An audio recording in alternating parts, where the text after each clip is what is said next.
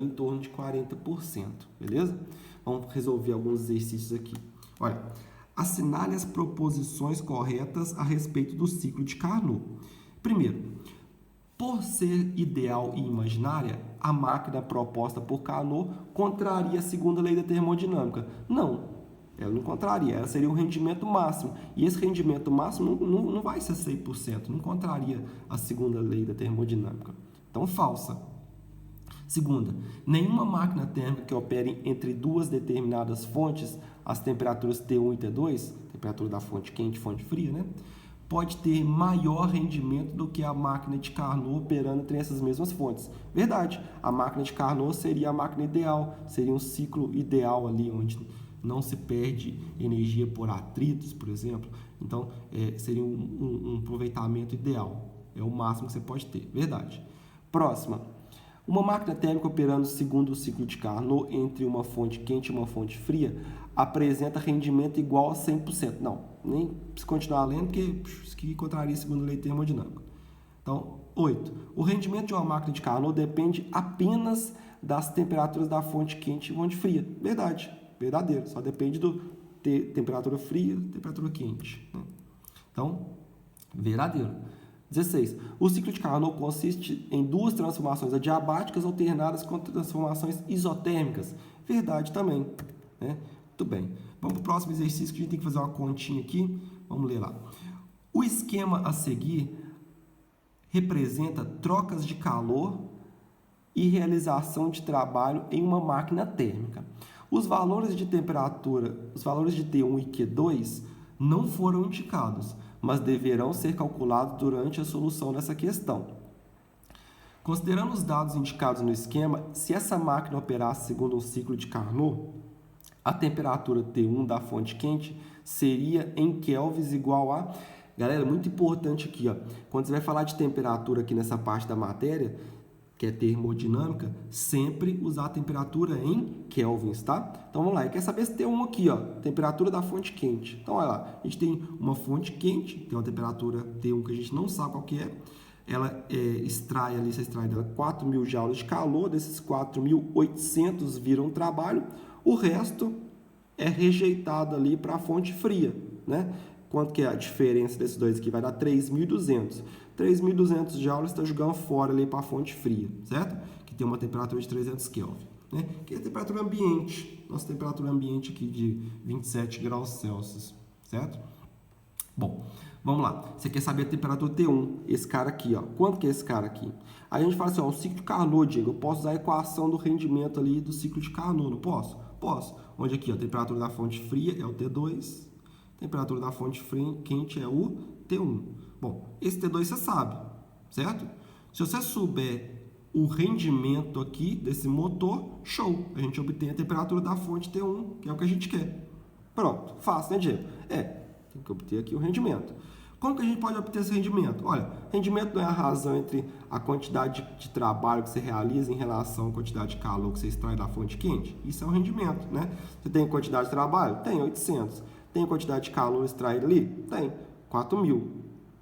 Bom, 800 dividido por 4.000, quando você simplifica, vai dar 1 sobre 5. Isso aqui é 0,2, né? Eu passei para a forma de porcentagem aqui, ó, que é só multiplicar por 100, andar duas casas com a vírgula para a direita, para a gente saber. Esse motor aí de Carnot tem um aproveitamento de 20%. Olha que bosta! Olha que aproveitamento horroroso. O motor de Carnot, esse motor ideal, ele tem aproveitamento só de 20%. Quer dizer, se você fosse construir essa máquina térmica aqui, o aproveitamento seria muito menor do que esse aqui que você construir. Então, menos de 20% muito menos de 20% que você está aproveitando da energia, para você ver, muito ruim. Bom, isso mostra para a gente que a diferença dessas temperaturas não é muito grande, né? Que quanto maior a diferença de temperatura, maior o rendimento. Se o rendimento de Carnot é muito pequeno, então a diferença é muito pequena entre as temperaturas. Então, ó, você já pode falar, isso aqui não deve ser nem a pau. Vamos ver qual dessas que vai ser. Bom, a gente não trabalha com porcentagem, tá, galera? A gente trabalha só com a forma decimal. Agora a gente pode substituir esse rendimento aqui, ó. 0,2 é igual a 1 menos 300, que é a temperatura da fonte fria, dividido pela temperatura da fonte quente, é o que a gente quer saber, né? Aí aqui, ó, a gente passa um para o outro lado da igualdade, está somando, ele vai subtraindo, né? Vai ficar 0,2 menos 1 vai dar menos 0,8. Esse menos aqui pode multiplicar por menos 1 dos dois lados da igualdade, aí o menos vai embora. E agora eu multiplico cruzado, olha, 0,8 vezes T1 é igual a 300 vezes 1. Né? E aí eu passo, o 0,8 está multiplicando, eu passo para o outro lado da igualdade dividindo. 300 dividido por 0,8 vai dar 375 kelvins. Olha, tá aqui o motivo do rendimento ser tão baixo, a diferença das fontes de temperatura é muito pequena. Beleza, galera?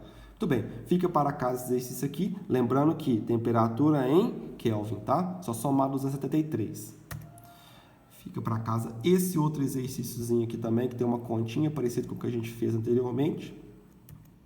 E agora vamos falar de refrigeradores. Olha, a segunda lei da termodinâmica aplicada a refrigeradores fala o seguinte: não há nenhum processo onde o único efeito de energia térmica seja o de transferir energia de um corpo frio para um corpo quente. Então, a segunda lei da termodinâmica aplicada a refrigeradores fala o seguinte: é impossível que haja naturalmente transferência de energia térmica, né, de uma fonte fria para uma fonte quente. Ou seja, o café está quente e o leite está frio.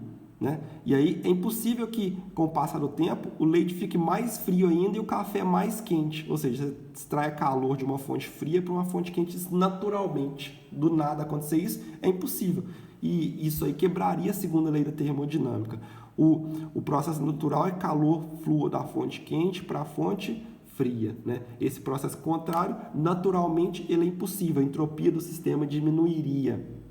Tá? Então, para que isso aconteça, você precisa de um motor ali, injetando trabalho, injetando energia. É o que acontece na nossa geladeira, refrigerador. Você extrai calor de uma fonte fria, por exemplo, a geladeira está lá friazinha, né? Você vai extrair mais calor de lá, né? Com auxílio de energia, injetando energia no sistema, jogando para uma fonte fria, que é um ambiente externo, sacou?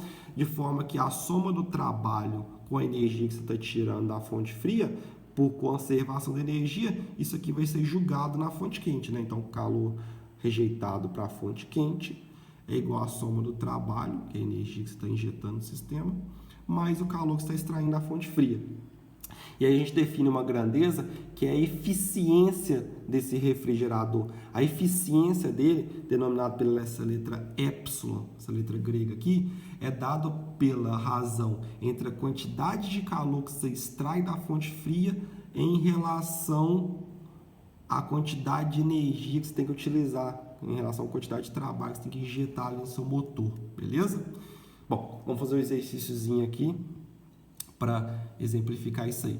Fala assim, ó, um condicionador de ar funcionando no verão durante certo intervalo de tempo consome 1.600 calorias de energia elétrica. Retira certa quantidade de energia do ambiente que está sendo climatizado e rejeita 2.400 calorias para o exterior. A eficiência desse condicionador olha, bom, você extrai, está falando para mim que você, com auxílio de 1.600 calorias de energia, você extrai, você joga 2.400 calorias para a fonte quente, né? Para o meio externo. Quer dizer, olha aqui, a diferença desses dois caras é a quantidade de calor que você está tirando ali da fonte fria, né? Olha, você está injetando 1.600, mas está saindo 2.400, então quer dizer, os 800 de diferença aqui é o que você está tirando de calor da fonte fria. E a eficiência é a quantidade de calor que você extrai da fonte fria, 800 calorias, em relação à quantidade de calor, em relação à quantidade de trabalho que você está utilizando ali, energia que você está injetando, que são 1.600 joules, né?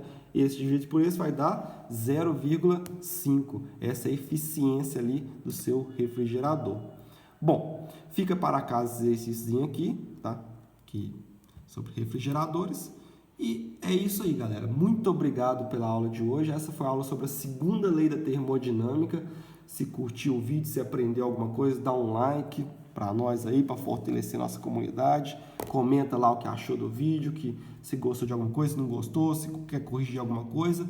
E tamo junto. Valeu demais.